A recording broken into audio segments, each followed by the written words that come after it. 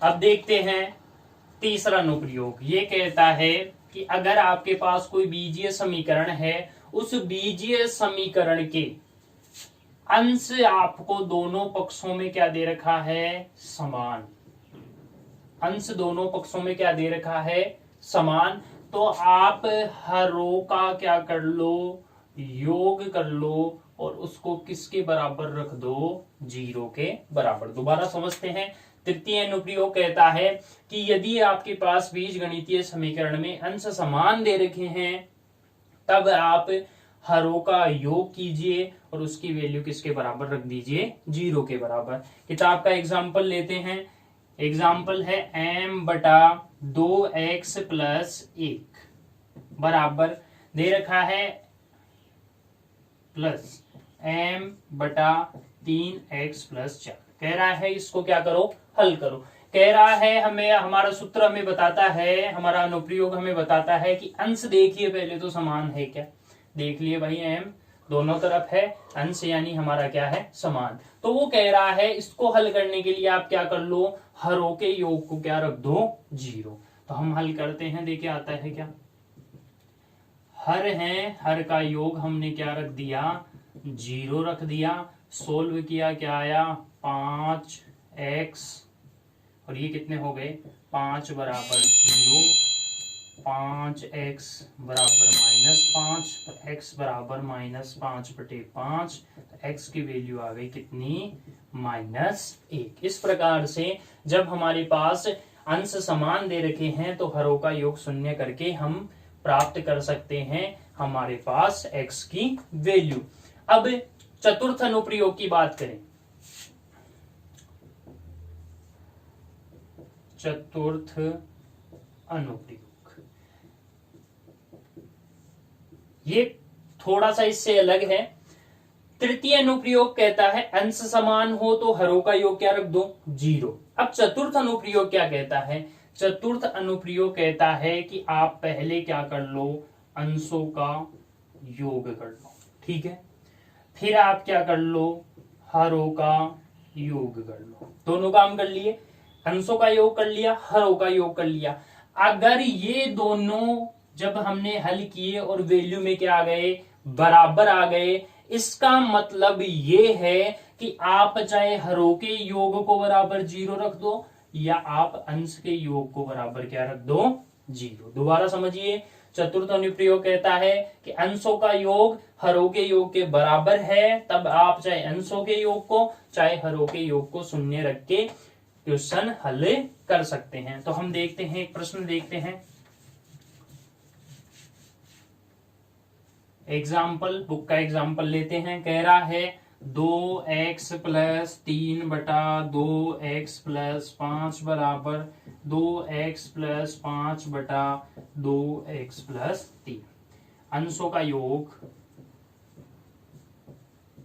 करते हैं तो क्या हो गया, 2x + 3 + 2x + 5, तो ये आ जाएगा 4x + 8। ऐसे ही हम क्या करते हैं, हरों का योग, तो वही 2x + 5 + 2x + 3 क्या आ गया, 4x + 8।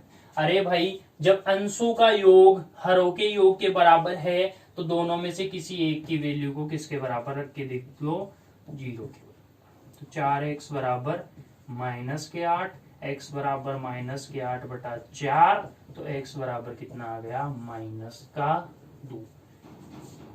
अगर आपको ऐसा लग रहा है कि तेजी से इसको समझाया है, तो आप जब इसको देख रहे हैं इसकी स्पीड को आप क्या कर दीजिए, थोड़ी कम कर दीजिए, आप अच्छे से समझ पाएंगे। दोबारा मैं बता रहा हूं, चतुर्थ अनुप्रयोग कह रहा है अंशों का योग किसके बराबर हो, हरों के योग के बराबर हो, तो दोनों में से किसी एक की वैल्यू को आप 0 के बराबर रखिए, उसे हल कर लीजिए, आपको वैल्यू प्राप्त हो जाएगी। अब सूत्रम शून्य साम्य समुच्चय का हम पांचवा और छठा अनुप्रयोग देखते हैं।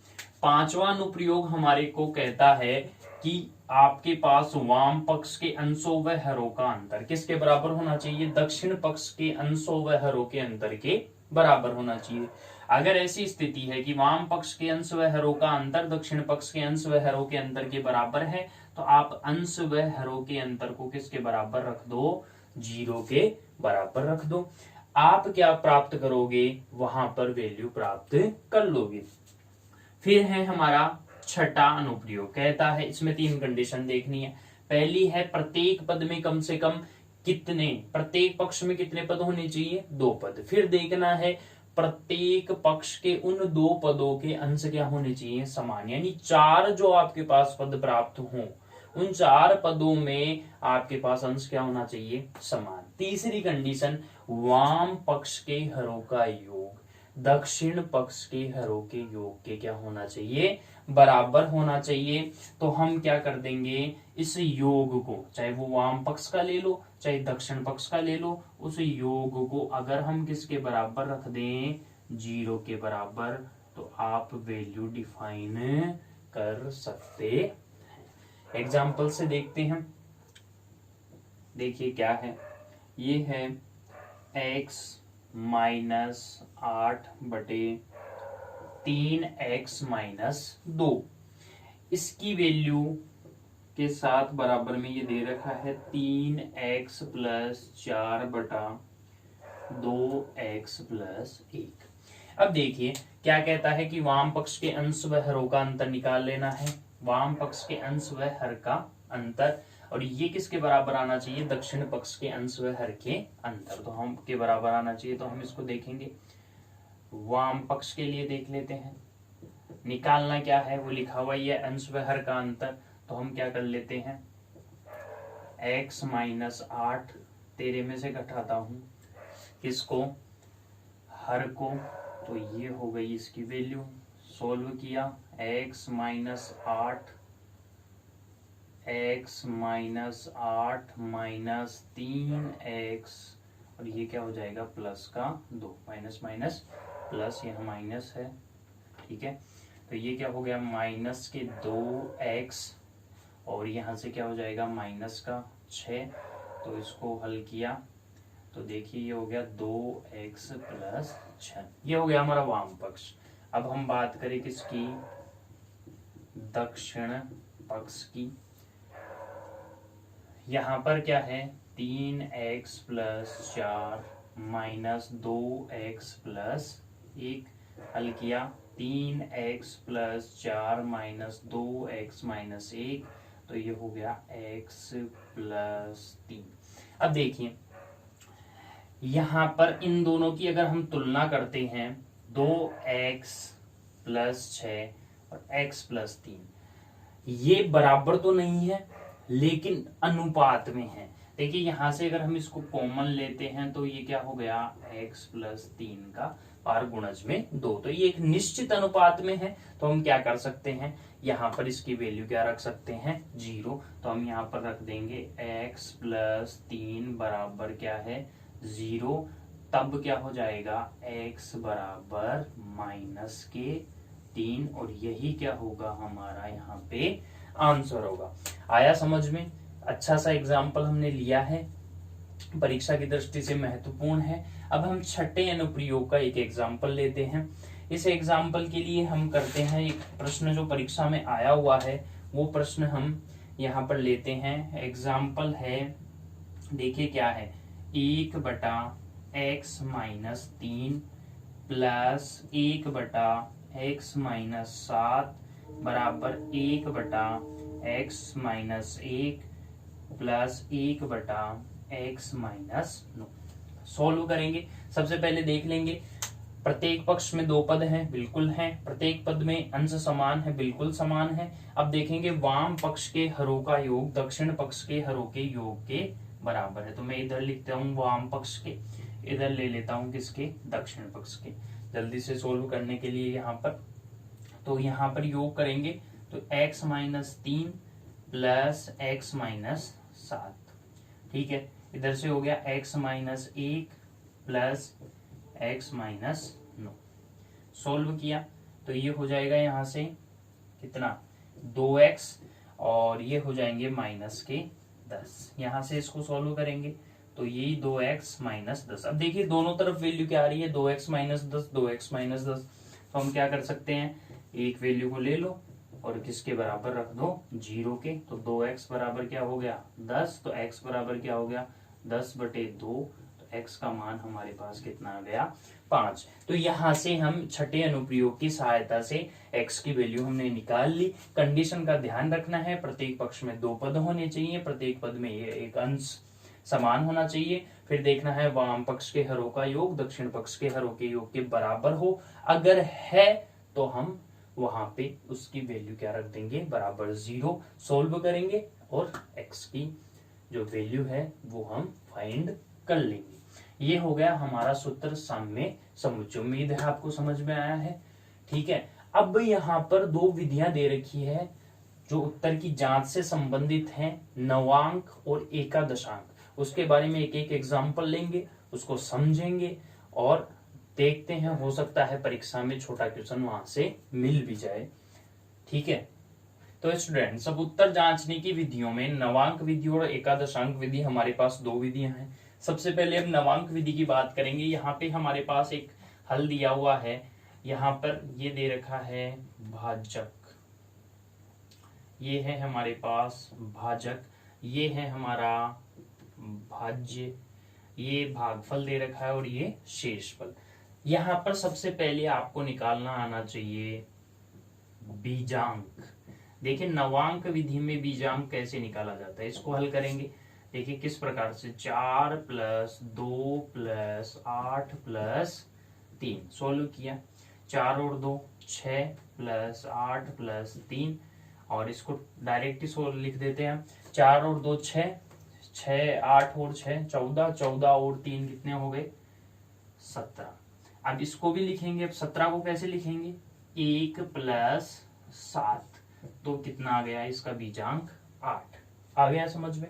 इसको टोटल किया 17 आए, फिर 17 में भी 1 + 7 किया, ये क्या हो गया 8 आ गया। अब यहाँ पे फिर देखते हैं 7 का बीजांक। अब 7 का बीजांक कितना है 7 ही है। फिर देखेंगे 611 का बीजांक, तो क्या हो जाएगा 6 + 1 + 1 कितना हो गया 8। और फिर है 6 का बीजांक, कितना हो गया 6 का बीजांक 6। अब हम जानते हैं कि भाज्य बराबर भाजक गुणा भागफल प्लस क्या होता है शेषफल। बस यही हमें बीजांक रखने हैं। भाज्य का बीजांक कितना आया 8, भाजक का बीजांक कितना है 7, भागफल का कितना है 8 और शेषफल का कितना है 6।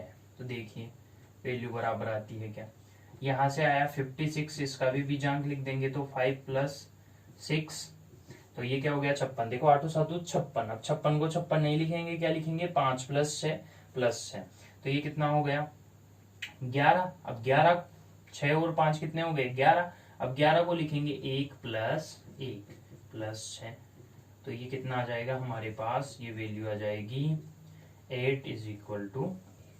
तो हमारा जो भाग है वो क्या है सही है। ये है हमारी नवांक विधि। आप इसको वीडियो को वापस से रिवाइंड करके इसको फिर से समझ सकते हैं। अब बात करते हैं अगली एकादशांक विधि। देखिए इसमें बीजांक निकालने का तरीका क्या है अलग, कैसे देखिए। सबसे पहले हम बीजांक निकालेंगे इस संख्या का बीजांक। देखिए कैसे, लेफ्ट से चालू होंगे। जो इसका ये हिस्सा है इकाई का अंक वहां से शुरू होना। देखिए किस प्रकार से 9, पहला जो इकाई का अंक होगा वो प्लस का, फिर अगला अंक माइनस का, फिर प्लस फिर माइनस। देखिए अब 9 में से 8 गया, कितना बचा 1, 7 और 1 कितने हो गए 8, 8 में से 6 गए, कितने बच गए 2। फिर निकाल लिया 12 का बीजांक। अब 12 का बीजांक 2 - 1 कितना आ गया 1।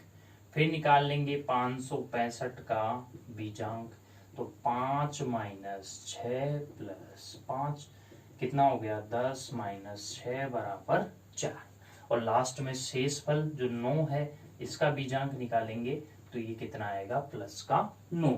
वही सूत्र लगाएंगे भाज्य बराबर भाजक इंटू भागफल प्लस शेषफल। तो सबसे पहले क्या लिखेंगे किसकी वैल्यू, भाज्य की वैल्यू कितनी है 2। फिर देखिए फिर उसके बाद में हमारे पास होगा भाजक। भाजक कितना है ये भाजक गुणा भागफल प्लस शेषफल।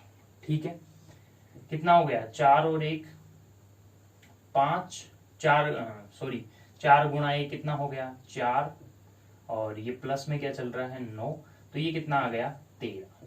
ठीक है, इधर चल रहा है। अब देखो फिर से, अब 13 आ गया, 2 डिजिट में मिल गया, तो हम वापस से वही रिटर्न करेंगे काम, कौन सा बीजांक निकालने वाला। तो इसको लिखेंगे इकाई, पहले अंक को प्लस का, दूसरे अंक को माइनस का। तो देखिए 2 बराबर क्या आया 2। अतः जो हमने भाग कर रखा है ये क्या है, सही है। इस प्रकार से हम भाग की उत्तर जांच भी कर सकते हैं वैदिक विधि से, जो है नवांक विधि और एकादशांक विधि। तो डियर स्टूडेंट्स, हमारा जो वैदिक गणित का कक्षा 10 के लिए जो टॉपिक था वो कंप्लीट हुआ एकादशांक और नवांक विधि के साथ में। आपको ये सेशन कैसा लगा, आपको हमारा जो भी हमारे वीडियोस आपको अवेलेबल कराए वो आपको पसंद आए, अच्छे लगे, लाइक कीजिए, कमेंट कीजिए, शेयर कीजिए, सब्सक्राइब कीजिए हमारे चैनल मैथ्सपुर एक गणितीय पाठशाला को। शीघ्र ही आपके लिए हम साइंस की क्लास भी ला रहे हैं। हमारी इंग्लिश की जो क्लास होगी आज शाम 6 बजे आपके सामने होगी।